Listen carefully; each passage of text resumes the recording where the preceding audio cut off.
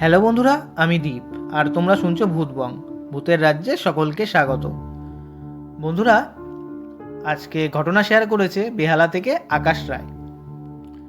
2019 সালে রেলওয়ের গ্রুপ ডির পরীক্ষা দিতে গিয়েছিল আকাশ টিসিএস গীতবিতানে।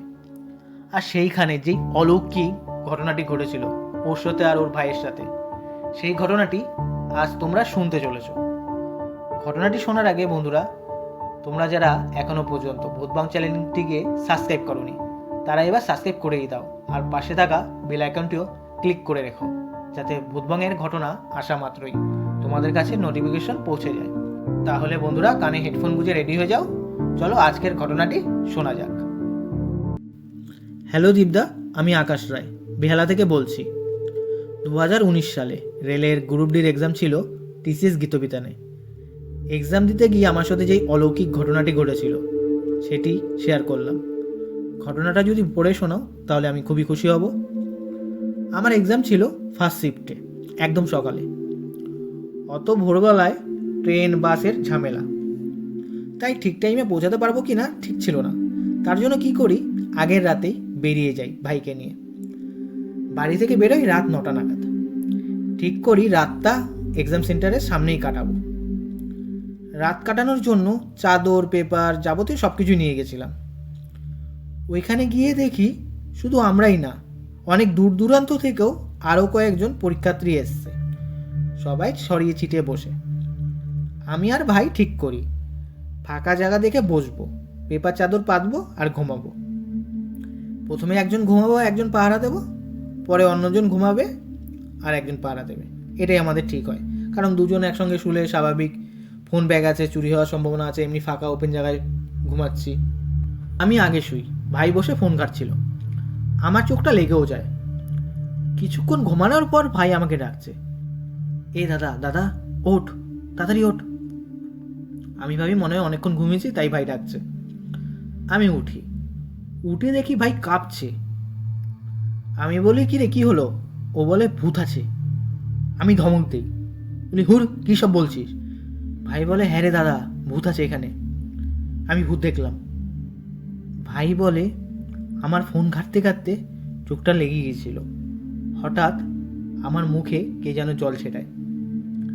আমি যে চোখটা খুলি দেখি আমার থেকে 10-12 পা এগিয়ে একটা মহিলা কেমন একটা সাদা শাড়ি পরে হেঁটে যাচ্ছে। আমি সঙ্গে সঙ্গে চোখ খুলে এটা দেখি। আমি মহিলাটাকে বলি, কি ব্যাপার, জল ছেটালেন কেন? মহিলাটা আর পেছন ফিরে তাকায় না। কিছু দূর গিয়ে হঠাৎ গায়েব হয়ে যায়। আর সবচেয়ে আজব বিষয়, উনি যে হেঁটে যাচ্ছে নাকি উড়ে যাচ্ছে বুঝতে পারলাম না, কারণ মাটি থেকে কিছুটা উপরে ছিল উনি, আর ওনার পাও দেখতে পাইনি। সঙ্গে সঙ্গে তোকে ডেকে তুলি। আমি ওকে বলি, তোর চোখ তো পুরো ছোট হয়ে গেছে, এই ঘুমের ঘুরে ছিলিস তাই এইসব স্বপ্ন দেখেছিস, বাদ দে, তুই এবার ঘুমা, আমি তোকে পাহারা দিচ্ছি। ও বলে, না রে দাদা, বিশ্বাস কর, সত্যি বলছি, এরকম হয়েছে। আমি বলি, আচ্ছা ঠিক আছে, তোর কথা আমি বিশ্বাস করলাম, তোর চোখ অনেক ছোট হয়ে গেছে, তুই একটু ঘুমা, রেস্ট নে। আমি জানি যে ও ঘুমের ঘরে ভুলভাল দেখেছে, আমি এটা বিশ্বাসও করিনি। যাই হোক, তারপর আমি ফোনের মধ্যে নোটসগুলো দেখছিলাম। হঠাৎ একটা বাচ্চা ছেলে আসে, বয়স কত হবে, 4-5। এসে বলে, দাদা দাদা একটু চলো না, আমার মা স্কুটি অ্যাক্সিডেন্ট করেছে, উঠতে পারছে না। আমি কিছু ভাবনা চিন্তা না করে বাচ্চাটার সাথে যাই। আমার মাথায় এটাও এলো না যে রাত 2টো বাজে, কোন মহিলা একটা বাচ্চাকে এই ফাঁকা রাস্তা দিয়ে স্কুটি নিয়ে যাবে।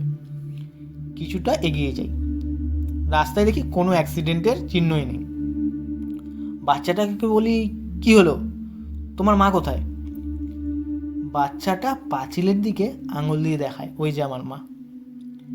দেখি পাঁচিলের ওপর একজন মহিলা, সাদা কাপড় পরা। মহিলাটা এত বিকট দেখতে, মুখটা অনেকটা সাদা ফ্যাকাশে টাইপের, আমাকে দেখে হাসছে। পেছনের দিকে যেই তাকাই দেখি বাচ্চাটা আর নেই, পুরো গায়েব চোখের নিমেষে। আমি তো বুঝে যাই ভাই যা বলেছে তাই ঠিক, ঠিক জিনিস না এটা।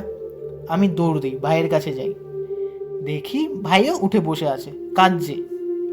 আমাকে বলে, একা রেখে আমাকে কোথায় গেছিলিস? আমিও বলি, কাঁদিস কেন তুই? তখন ও বলে, আমাকে একা রেখে চলে গেছিস। একটা বাচ্চা আচমকা বুকের ওপর এসে বসেছিল, তারপর এক ধাক্কা দিয়ে ফেলে দিই, তারপর বাচ্চাটা দৌড়ে পালিয়ে যায়। তখন আমি বলি, ভাই এখানে আর শুতে লাগবে না, জায়গাটা একদমই ঠিক না, যেখানে আরও সবাই আছে সেখানে গিয়ে বসি। আরও যেখানে 4-5 জন ছিল পরীক্ষার্থী, আমরা সেখানে যাই, সেখানে গিয়ে আমাদের সাথে যা যা ঘটেছে তাদেরকে বলি।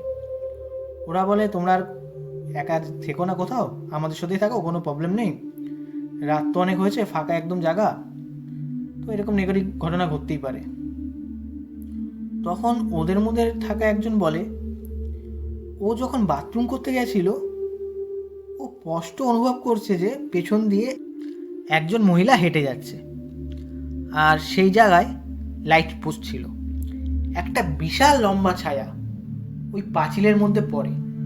ও সঙ্গে সঙ্গে যে পেছনে তাকায়, দেখে কেউ নেই, পুরো ফাঁকা রাস্তা।